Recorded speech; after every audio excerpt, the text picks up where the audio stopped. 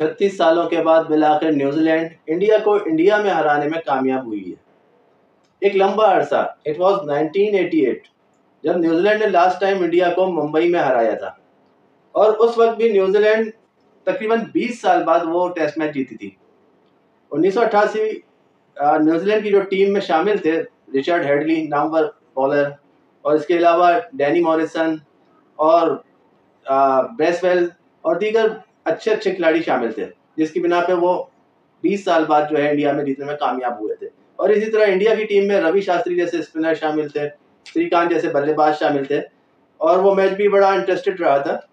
और यही वजह है कि इंडिया में इंडियन स्पिनर्स जो होते हैं वो हावी रहते हैं, क्योंकि जो इंडिया में स्पिन फ्रेंडली पिचेस होती हैं वो किसी भी विजिटर्स टीम के सामने जो है वो काफ़ी टफ कंडीशंस पैदा करती हैं, जिसकी बिना पे जो विजिटर्स हैं उनको मुश्किलात रहती है, स्पेशली बैटिंग में।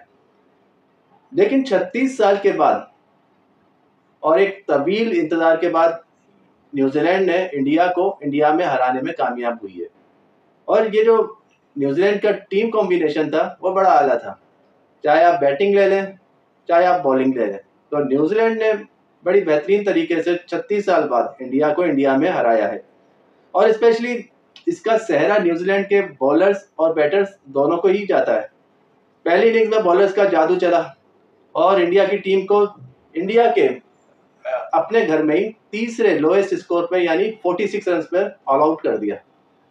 और बड़े बड़े नाम जो इंडिया की बैटिंग में थे, विराट कोहली हो गए, रोहित शर्मा हो गए, ऋषभ पंत हो गए, सरफराज खान, केएल राहुल, वो सारे के सारे न्यूजीलैंड की बॉलिंग में उनके सामने बेबस हो गए। और यही वजह बनी कि न्यूजीलैंड ने इंडिया को 46 रन पे ऑल आउट कर दिया।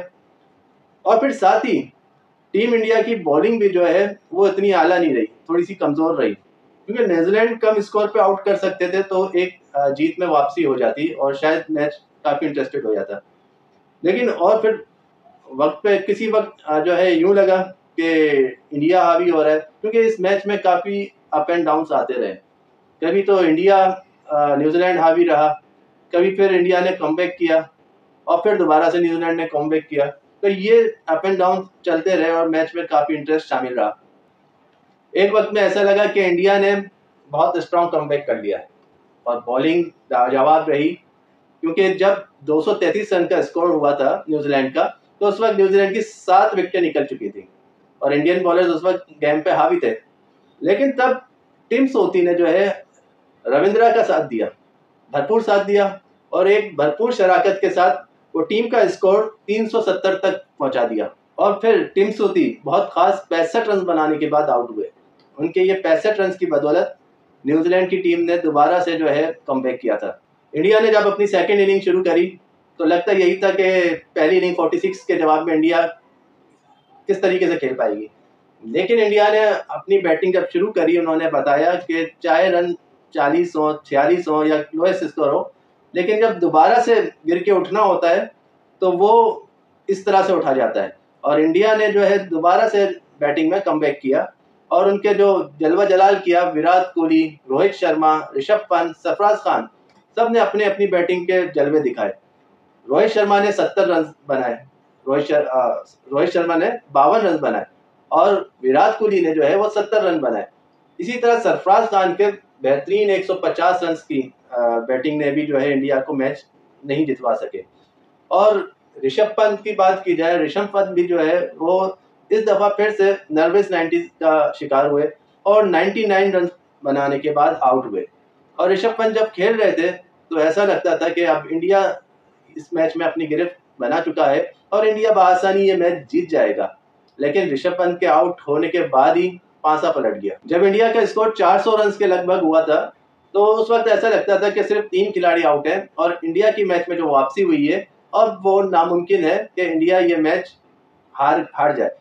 लेकिन एक बार फिर न्यूजीलैंड के बॉलर आए और मैच में छा गए और सिर्फ 62 के स्कोर पे न्यूजीलैंड के बॉलर ने 7 विकेटें निकाल दी इंडिया की। मैट हेनरी न्यूजीलैंड की तरफ से ज़बरदस्त बॉलर रहे, जिन्होंने पहली इनिंग्स में 5 विकेटें निकाली और जिसमें सरफराज खान शामिल हैं, ऋषभ पंत शामिल हैं, रविंद्रा जडेजा को आउट किया और इसी तरह अश्विन को भी उन्होंने आउट किया। और इसी तरह दूसरी तरफ विल और रॉक ने भी बड़ी ज़बरदस्त और आला बॉलिंग करी, और उन्होंने इंडिया की पहली इनिंग में जो शुरुआत करी वो विल और रॉक नहीं करी, क्योंकि जो इंडियन ओपनर थे जायसवाल, उनको आउट करके उन्होंने इंडियन बैटिंग की तबाही का शुरुआत किया। इसके अलावा विल और रॉक ने विराट कोहली की एक ज़बरदस्त विकेट ली, जिसकी वजह से इंडिया की जो है वो बैकबोन ऑलमोस्ट जो है कोलैप्स कर गई थी। और साथ ही केएल राहुल का जो है विल और रॉक के हाथों आउट होना, तो ये भी एक विल और रॉक की कामयाबी थी और बड़ी बेहतरीन बॉलिंग और कमाल की बॉलिंग रही। लेकिन एक वक्त ऐसा लग रहा था जब सरफराज खान टीम इंडिया की इनिंग में क्रीज पे मौजूद थे, तो लगता यही था कि अब इंडिया को जो है जीत से कोई नहीं बचा सकेगा। लेकिन वहाँ से जो ब्रेक थ्रू मिला वो टिम सूती की वजह से। टिम सूती ने बड़ी बेहतरीन बॉल कराई और सरफराज खान को आउट किया। सरफराज खान जो 150 रन पर खेल रहे थे, लगता यही रहा था कि ये शायद आज डबल करेंगे, लेकिन वो टिम सूती के सामने ना चल सके और 150 रन पे अपनी इनिंग को ख़त्म किया। और फिर इसके बाद विल और रॉक का ऋषभ पंत को क्लासिक बोल्ड मारना और बेहतरीन ज़बरदस्त बॉल पे जो बोल्ड मारा, और इसकी वजह से जो है ये वापसी हुई। और इस तरह से काफ़ी इंटरेस्टिंग ये मैच रहा और बहुत अप एंड डाउन इसमें आते रहे।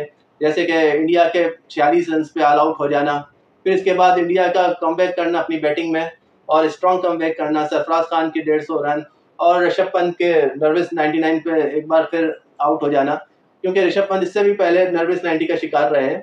लेकिन उससे लगता यह है कि आप अपने लिए नहीं, आप टीम के लिए खेल रहे होते हैं। तो ऋषभ पंत की बैटिंग जितना भी तारीफ की जाए कम है। कमाल की बैटिंग थी सरफराज खान और ऋषभ पंत की, लेकिन इसके बावजूद न्यूजीलैंड के बॉलर्स का दोबारा से जलवा जलाल करना और छा जाना, और जिसकी वजह से इंडिया को फिर दोबारा से वापसी नामुमकिन।